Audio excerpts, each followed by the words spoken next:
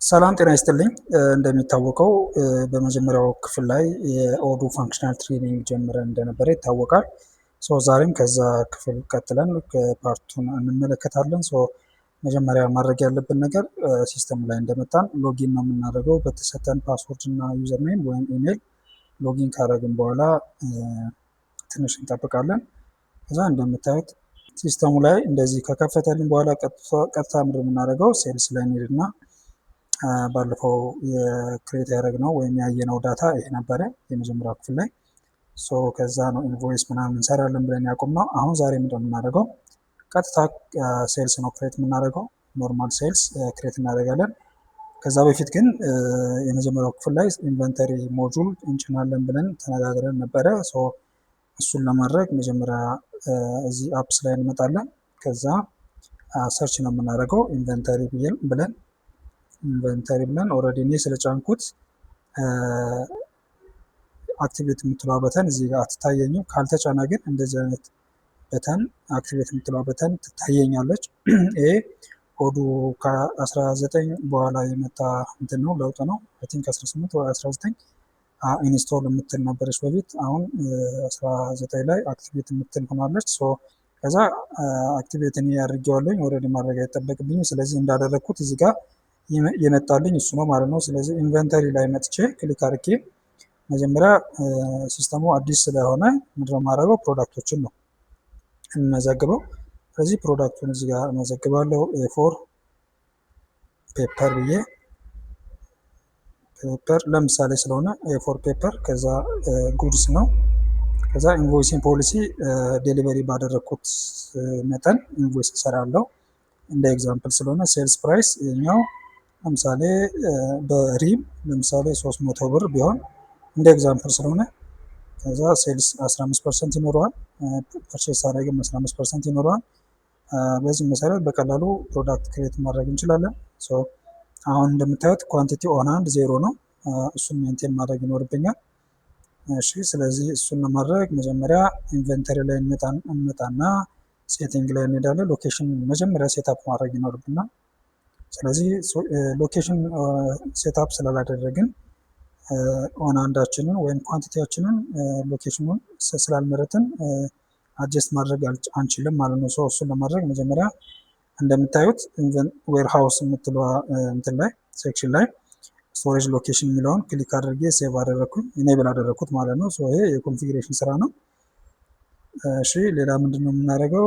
ዩኒት ኦፍ ሜዠርመንት የሚል ክሊክ አድርገን ዩኒት ኦፍ ሜዠርመንት ወይም እችኛ ማለት ነች። ዩኒት ኦፍ ሜዠር ኤንድ ፓኬጂንግ የምትለዋንም ኢኔብል እናደርጋለን። ስለዚህ አንድ ፕሮዳክት ከአንድ በላይ ዩኒት ኦፍ ሜዠርመንት ካለው ማኔጅ ማድረግ እንድንችል ማለት ነው። ስለዚህ እዚህ ጋር ቅድም አልነበረም ሎኬሽን፣ አሁን መጥቷል። ከዛ ዩኒት ኤንድ ፓኬጂንግ የሚለውን መጥቷል ኦልሬዲ። ከዚህ ውስጥ የሌሉ ካሉ ሜንቴን ማድረግ ይችላለሁ። ስለዚህ እንደ ኤግዛምፕል አሁን ኤ4 ፔፐር በሪም ነው የሚለካው እንደ ኤግዛምፕል። ስለዚህ ይህን ዩኒት ኦፍ ሜዠርመንት ሰጣለሁ።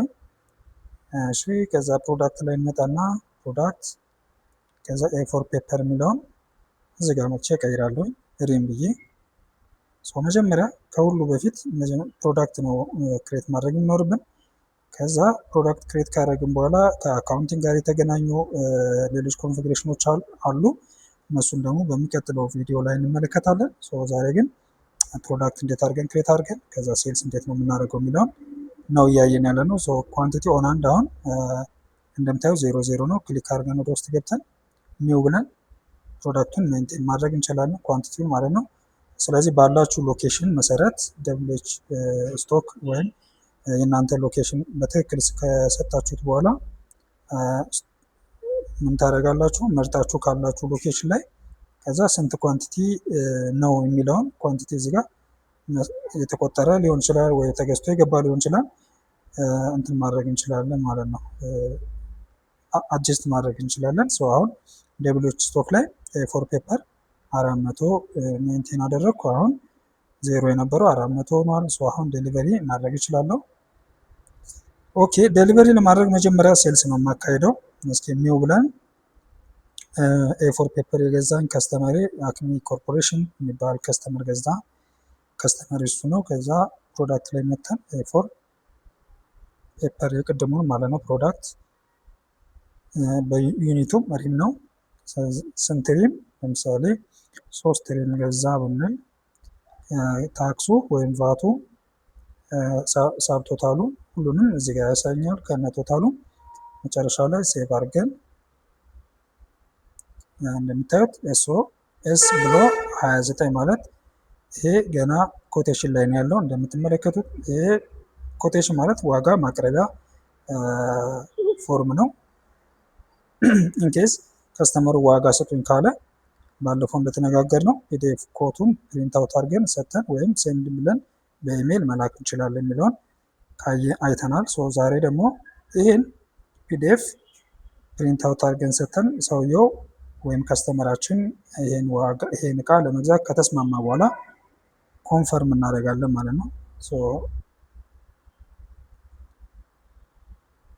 አሁን እንደምትመለከቱት S29 ኮቴሽን ዴት A4 ፔፐር ከነ ቶታሉ ያሳየኛል።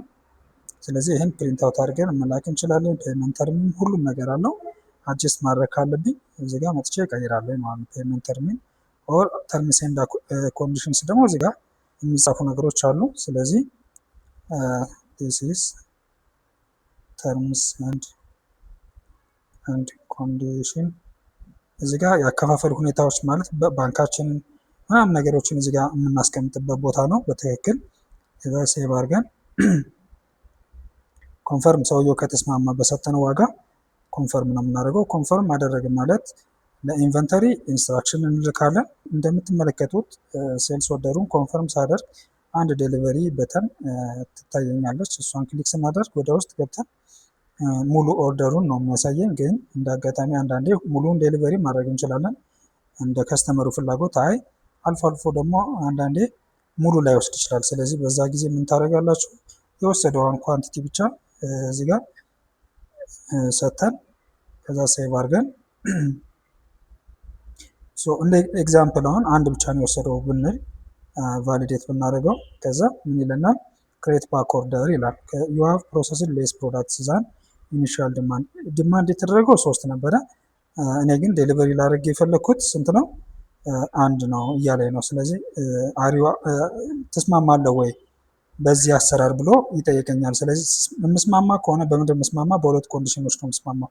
አንደኛው የተከፈተው ፎርም ወይም ይሄ ሪከርድ እንዲኖር እፈልጋለሁ። እንዲኖር የምፈልግ ከሆነ ክሬት ባክ ኦርደር እላለሁ። አንድ ብቻ ነው በስተት ነው 3 የታዘዘው ብዬ ሙሉን ድጋሚ ዴሊቨሪ ማድረግ የማልፈልገው ከሆነ ይሄኛውን ኖ ባክ ኦርደር ብዬ ክሊክ ሳደርግ አንድ ኳንቲቲ አንዱን ብቻ ዴሊቨሪ አደርግና ሙሉውን ሴልስ ኦርደሩን ከዴሊቨሪው ጋር ይጨርሳል ማለት ነው። ዛት ሚንስ ሴልስ ኦርደሩ 3 ኳንቲቲ ነበረ፣ ዴሊቨሪ የተደረገው 1 ነው። ግን ኖ ባክ ኦርደር ስላልኩት በአንድ ዴሊቨሪ ይዘጋል ማለት ነው። አንድ ብቻ አድርገን መዝጋት እንችላለን፣ መጨረስ እንችላለን ማለት ነው። አንዳንድ እንደዚህ አይነት ሴናሪዎች አሉ። ከስተመሩ 3 እገዛለሁ ብሎ ጠይቆ እያለ ነገር ግን አንድ ገዝቶ ሊበቃ ይችላል። በዛ አይነት ኮንዲሽን ከሆነ ኖ ባክ ኦርደር ብለን ይሄንን ሪከርድ መጨረስ እንችላለን ማለት ነው። እኛ ግን ክሬት ባክ ኦርደር ብለን ተጨማሪ ሌላ ጊዜ መጥቶ እንዲወስድ ማድረግ እንችላለን ማለት ነው። ይሄኛው ፎርም ሳይዘጋ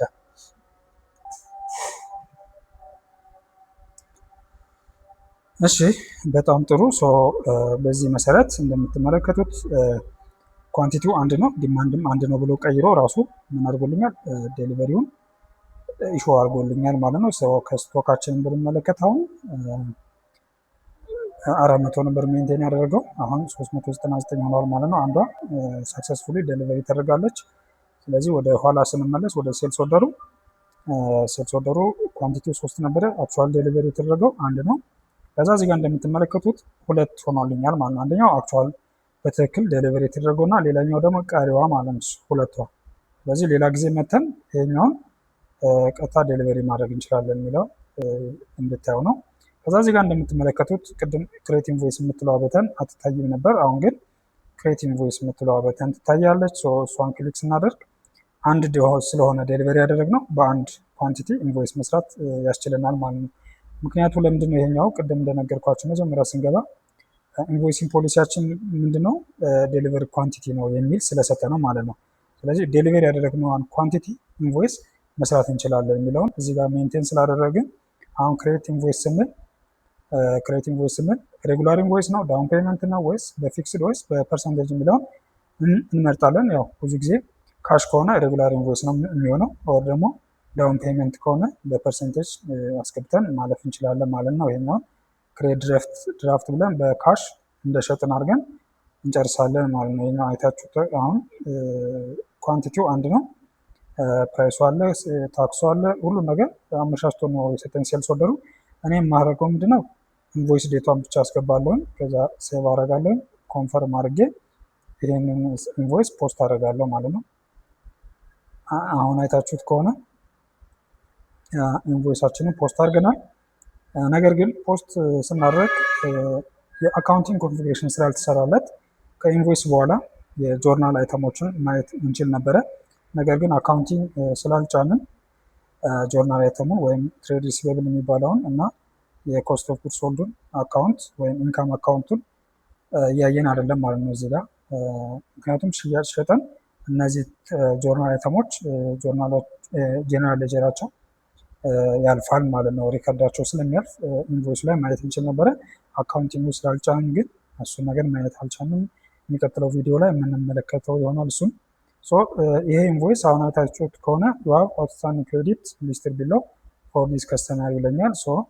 ምን እናድርግ እዚህ ጋር ይሄ ሪኢንቮይስ ነው፣ ሪቨርስ ነው። ሌላ ሚስሌኒየስ ኦፕሬሽን ላይ የተካሄደ ትራንዛክሽን አለ 54850። እሺ ክሊክ አድርገን ወደ ውስጥ ማየት እንችላለን። ይሄ ምን ትራንዛክሽን ነው? ይሄኛው ቲንክ የሌላ ሪፈረንስ ነው። እኛ ምን ማድረግ እንችላለን? ፔይ ብለን ይሄንን አማውንት ዲው የከስተመሩን እዳ የከፈለውን ማለት ነው። ይሄ ሙሉን ከከፈለ ምን ማድረግ እንችላለን? ፔይ ብለን መተን ሙሉን የመክፈል ያለበትን በሙሉ እዚህ ጋር ያሳየኛል። ከዛ ሙሉን ማድረግ እንችላለን። ኦር ደግሞ በሁለቴ ወይ በሶስቴ እንትን ማድረግ እንችላለን ማለት ከፋፍለን ማስገባትን እንችላለን። ጆርናሉ ባንክ የሚለው እንመርጣለን። በባንክ ከሆነ የከፈለው ወይ በካሽ ከሆነ የከፈለው እዚህ ጋር እንመርጣለን ማለት ነው። በካሽ ማለት ያው በእጅ ማለት ነው። በባንክ ከሆነ ደግሞ ባንኮች እዚህ ጋር ይደረደሩናል። የተለያዩ ባንኮች የእሱ ባንክ ማለት ያው ጆርናል ማለት ነው። ስለዚህ ባንኮችን እንመርጣለን ማለት ነው። ሲቢኢ፣ አዋሽ፣ አቢሲኒያ የሚባሉ ባንኮችን ከመረጥን በኋላ ነው ቀጥታ ብሩን ትክክለኛ ብሩ የገባውን ብር ነክተን ክሬት ፔመንት የምናደርገው ማለት ነው። ከዛ ሚሞ የምትለውን እዚህ ጋር እንደ ሪፈረንስ ፔመንቱን ከኢንቮይስ ጋር በኋላ ላይ ሪኮንሳይል ለማድረግ ስለሚጠቅመን ሚሞ ራሱን የኢንቮይሱን ይዝልናል። ትክክል ነው፣ ችግር የለም። ክሬት ፔመንት ብለን አሁን የምናደርግ ነው ይህን ኢንቮይስ ሪኮንሳይል ያደረግ ነው ማለት ነው። ከበስተጀርባው ሪኮንሳይል ሲደረግ አካውንት ሪሲቨብል የሚባል ቴምፖራሪ አካውንት አለ። በኋላ ላይ ከፔመንት ጋር ሪኮንሳይል ማድረግ የምንችልበት አካውንት ማለት ነው።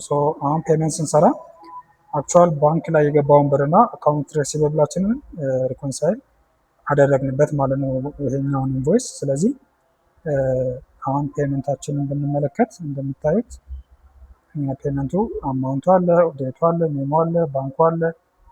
ከዛ ለማን የከፈለው የሚለውን ፔመንት ታይፑ እንዳለ ሙሉ ሬፈረንስ ይይዝልናል። እዚህ ጋም እንደምትመለከቱ ጆርናል አይተምን አያሳየኝም፣ ምክንያቱም አካውንት ሞጁሉን ስላልጫንኩት ማለት ነው። የሚቀጥለው ቪዲዮ ላይ አካውንት ሞጁላችንን ድጋሚ ሴልስ ክሬት አድርገን እንዴት አድርጎ ጆርናሎች እንደሚያልፉ እንመለከታለን። ለዛሬው ይሄን ይመስላል። እንደምታዩት ኤ4 ፔፐር ዴሊቨሪ አንድ አድርገናል፣ ኢንቮይስ ድማ አንድ አድርገናል ማለት ነው። ይሄኛው በትክክል እየተሰራ እንደሆነ ክሮስ ቼክ ማድረግ ትችላላችሁ ሴልስ ኦርደር ላይ መጣችሁ።